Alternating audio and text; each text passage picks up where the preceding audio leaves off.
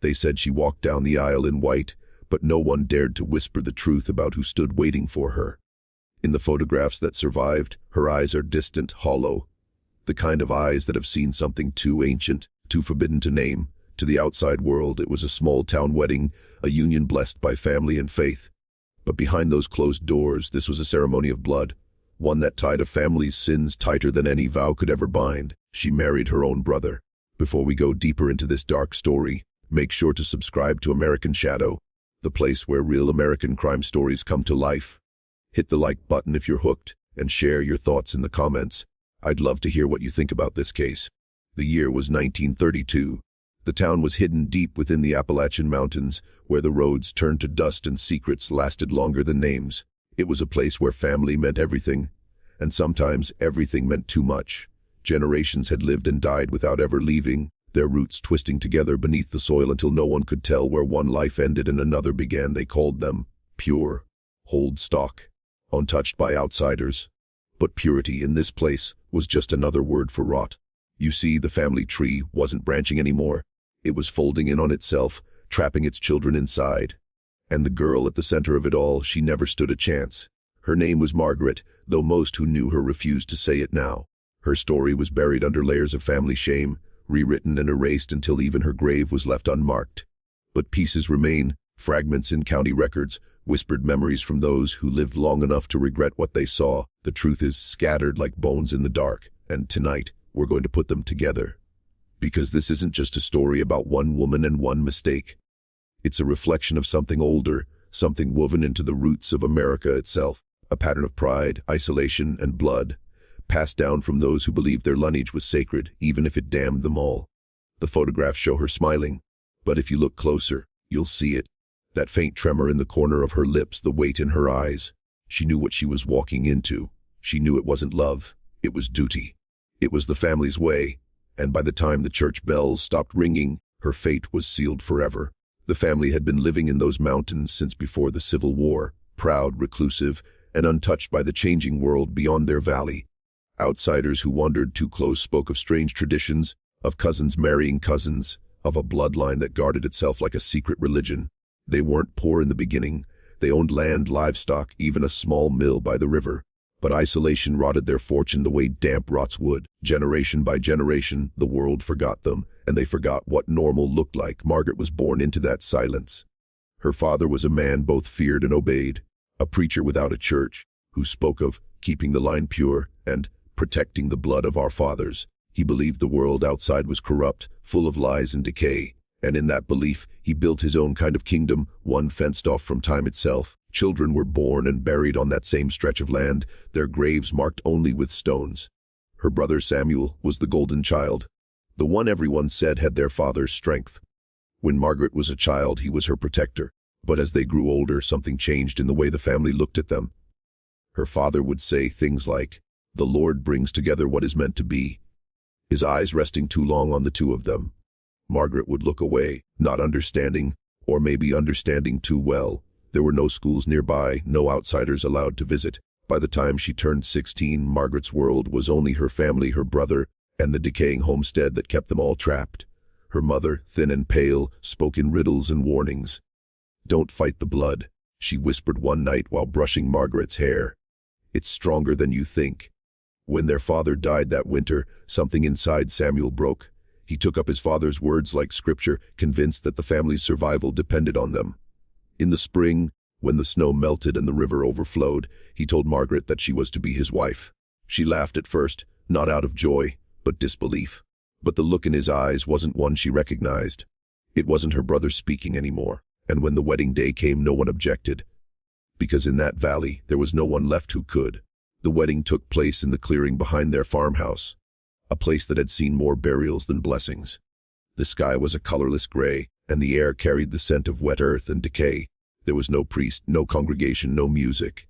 Only a handful of family members, their faces gaunt and blank, standing like statues as Samuel took his sister's trembling hand. They said vows that day, though not the kind found in any Bible. Samuel recited his father's words, twisted into something unholy. What is born of the same blood shall remain of the same blood, until the end of all things. When he placed a ring, their mother's ring, on her finger, Margaret didn't cry. She didn't move. She just stared past him toward the trees, where she swore she saw something watching. After that day, the house grew quieter. Windows stayed shut, curtains drawn. Margaret's laughter, the soft, fleeting sound that once echoed through the hills, was gone. The locals who sometimes came to trade stopped coming altogether. Rumors spread in nearby towns that screams had been heard at night, that no one saw the bride in daylight anymore. Some said she'd fallen ill. Others whispered that she'd gone mad. Months passed. Then the child came. It was stillborn, small, pale, and silent. The midwife, an old woman from the next county, left before sunrise and never came back. She told people later that she'd never seen eyes like that before. Not on something so small. Not on something that should have never been born. Margaret grew weaker with each passing week. Her hair thinned, her skin turned gray, and she began to wander the halls at night, muttering names that no one recognized. Samuel forbade anyone from speaking of her condition, and when she stopped eating altogether, he said it was God's punishment for doubting. One night, a storm swept through the valley. Lightning struck the old barn and set it ablaze. When neighbors came to help, they found Samuel outside, soaked and screaming her name. But Margaret was gone. The next morning, her footprints were found leading into the forest, barefoot, deep in the mud, and ending at the edge of the river. The current was high that spring, swollen and furious. They never found her body. But for years after, people swore they could hear her voice in the rain. After Margaret's disappearance, the family withdrew even deeper into themselves. Samuel never remarried, though he lived another 20 years in that same house, alone, surrounded by the echoes of what he'd done. Some said he kept her room exactly as it was, untouched, the bed neatly made, a comb still resting on the windowsill. Others claimed that on certain nights, they saw him sitting on the porch, whispering to the empty woods as if expecting an answer. The valley became a place people avoided. Children were told stories, not fairy tales but warnings. Don't wander past the river, they'd say. That's where the cursed blood sleeps. The few who dared to go found the old homestead collapsing into itself, swallowed by vines and silence. Inside, they said, there were photographs nailed to the walls, faded images of faces that all looked eerily alike. Eyes that mirrored each other perfectly, smiles that didn't reach them. A family so consumed by itself that it became a mirror reflecting only its own decay. As the decades passed, the story blurred into legend. Some called it madness, others sin. But beneath all the superstition, there's something disturbingly human about what happened there. The desire to preserve, to control, to keep the world small enough to understand. It's not unique to one family. It's a sickness that's haunted every corner of history. When people build walls around their blood, they think they're protecting it. What they're really doing is poisoning it. Records show that by the 1950s, the last of that bloodline had died out, but not before leaving behind more than just graves. There were letters found decades later in a rusted trunk beneath the floorboards, handwritten in a woman's shaky script, Margaret's. Most of it is illegible, the paper eaten away by time. But one line remains clear, pressed deep into the page as if carved there. The blood remembers, even when we try to forget. That line became something of a local myth, carved into the stone that marks the edge of what was once their land. Travelers who pass through say they still feel it, that strange weight in the air, that quiet watchfulness in the trees, as though the earth itself hasn't let go of her story, and maybe it never will. In time, what happened in that valley became a stain the surrounding towns tried to wash away. The county records called it an isolated tragedy, a polite phrase to bury generations of horror. But the truth has a way of seeping through, like water through stone.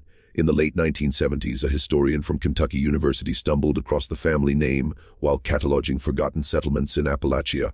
What he found disturbed him enough to abandon the project entirely. Inside the courthouse basement were sealed boxes marked with the family's surname, brittle papers, baptism records, and a ledger written in the same hand for nearly a century. It detailed marriages, births, and deaths, all within the same few surnames. No outsiders, no newcomers, just a circle tightening with every generation. The historian described it later as a lineage eating itself alive, but what truly unnerved him was what came next. Notes written in the margins, not by any official clerk but by family members themselves. Short, desperate entries. The baby's eyes are wrong.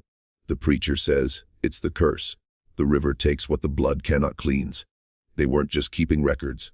They were confessing, documenting their descent into something beyond understanding, a darkness disguised as devotion. The historian kept one letter for himself, a piece he claimed should not exist. It was signed with an M, Margaret. Though the date made no sense, it was written 3 years after she'd vanished. In it she wrote of waking by the river, of watchers in the water, and of a child that calls to me from beneath the roots. Some dismissed it as forgery. Others said it proved she never died at all. Over the years, locals reported strange occurrences near the ruins. Faint singing carried by the wind, lights flickering beneath the water's surface, and the sound of a woman's voice calling a single name, Samuel. Few dared to go near after dark.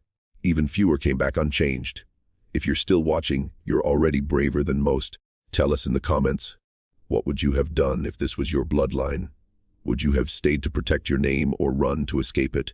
Because in places like that, sometimes leaving isn't freedom. It's just another way the curse follows you home. They say time buries all things. But some stories don't die. They wait. Beneath layers of dirt, beneath the roots of trees that fed on the bones of those who came before, the truth lingers.